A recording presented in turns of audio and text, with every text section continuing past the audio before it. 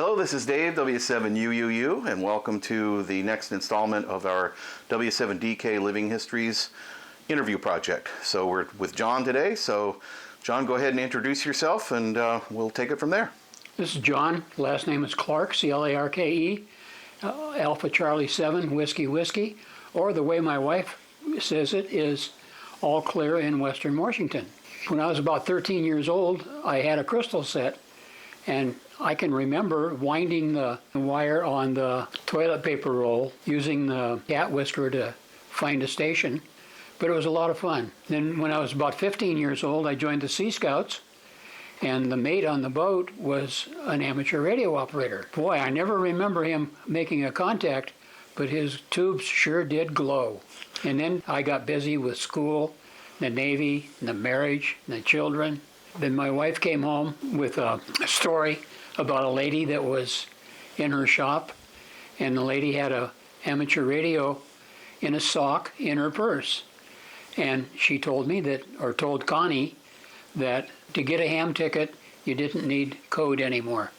So that's the way I went. And I went to Gordon West, this is in Southern California, and I got my tech license in December the 22nd of 1992. I joined the Orange County Amateur Radio Club in Southern California, of course. Made a lot of good friends. Jerry and I used to talk every morning, and sometimes we'd say, gee, is my signal getting to you? Because he was uphill from me. But that didn't make any difference. Who was that you talked to? Jerry. Do you remember? I can't remember his call sign. Was he a local here? No, down in Southern California. Okay. Yeah. And then while in Southern California, I acquired a 6-meter radio. We were in a mobile home, and the radio was sitting on the top of the washing machine, the cable going out and up onto the awning where I had a 6-meter antenna. And my first international QSO was made from that radio, all the way to the east coast of Mexico, and I was on the west coast of California. So then I upgraded to general in March of 2002, and that was kind of a story too, because we went to Los Angeles County Sheriff to his house and learned code. Then I went to school to test for code where they had it set up, but they didn't have the headsets or headphone distribution system. So somebody had stolen it. So we had to listen to this tape recorder that they couldn't turn any louder. And I knew that I had not passed. So I stood up at the end of the test and handed my sheet into the examiner, and he says, sit down, we'll grade it. And I says, no. I says, I know I didn't pass. So I went and picked up Connie for dinner, and we went out to eat, and we came home, and there was a phone call waiting for me that I had passed.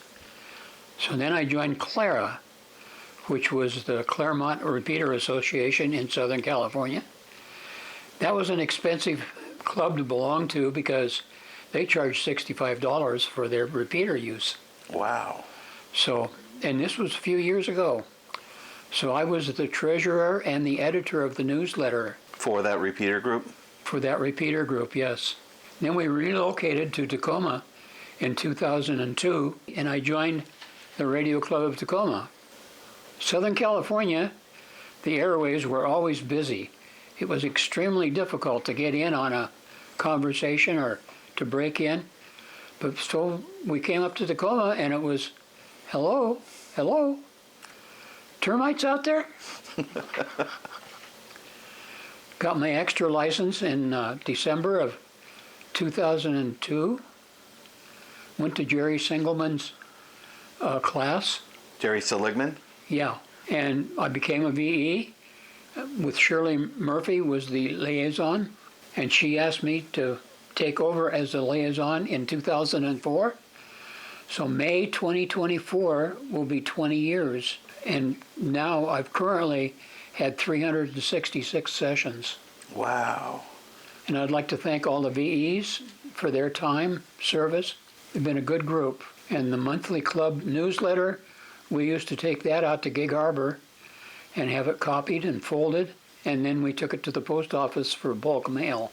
Currently taking and have been for years. Badge orders to Big John's Trophy. 2016, AC7WW, Stefan, Al, N7OMS, and of course my better half Connie and myself, we designed a label pin for our 100th anniversary. It was kind of interesting too because it was a company in Florida that I was dealing with, and the first day I submitted my design, and then we made a change, and I called him up and said, gee, can I make a change? And he says, nope, too late, they've already made them. No, he was pulling my leg. So anyway, we finally got the pins. July of 2016, I made 7 contacts with the 13 colonies, and that was a lot of fun too because there's a lot of pileups. Oh, sure. February 2021, QST had an article in it with a new ham kit. And so that's what we did. We came up with a new ham kit. And inside is a lot of good information as far as repeaters go, how to talk on a repeater, application for club membership, application for ARRL, and this is given to every new technician that comes through our VE testing. And also, they get a sheet like this that tells them how to pay their $35 to the FCC. The VE testing for the club is the second Tuesday of each month, and I think I've missed 3 of them. And one was we were on vacation, one I was in the hospital, and I can't remember what the third one was. Currently, the VE team is going to JBLM about every 6 weeks to test 12 GIs. And apparently, they get their ham license as part of their promotion.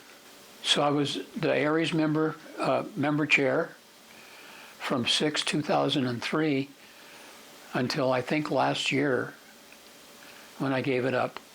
They said I should get an assistant. So instead of getting an assistant, I just gave it away.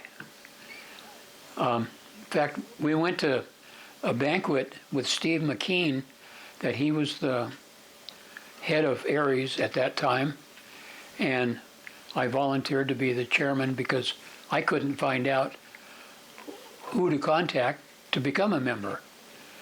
In 2020, I got the Doc Spike Award, which I thank the club for. It was very nice of them to do that. I conducted the Monday night net for CERT until we just didn't get any more people, so I stopped doing it. Hamfest and Field Day, Connie and I acted as greeters, had a lot of fun meeting new people. We manned the fair booth from 2002 until it closed. Yeah, I remember Ann and I being out there working the booth, and I think we shared booth time with you at least once. Yeah, it was always a lot of fun. Well, except one year, I didn't feel good, and Connie and I had separated. It was too noisy for her to hear her cell phone, so I sat down on a bench and called 911. And they told me to lay down on the bench, and they'd send the paramedics. So that's what they did. And they took me to the hospital. They couldn't really find anything wrong with me. So they said, well, we'll send a nurse in, and she'll walk you down the hallway to see if you're stable on your feet. And of course, the nurse came in and she looked around. I was in my 70s at the time. And she says, didn't you have a cane or a walker or something? I said, no, ma'am. So anyway, she walked me down the hall, and then the guard took me to my truck, and Connie came out later on, and we went home. I did the booth. Oh, so you ran the booth? With John Hamilton. John Hamilton stayed over. What did you ever find out happened to you? Did you ever find out? No, they didn't know. Wow, that's scary. Yeah. Was that the time they couldn't find anything in your head? My wife says, yeah, that's the day that the marbles weren't there. So John, tell us, what was your first real ham setup like when you got your general license and got on HF?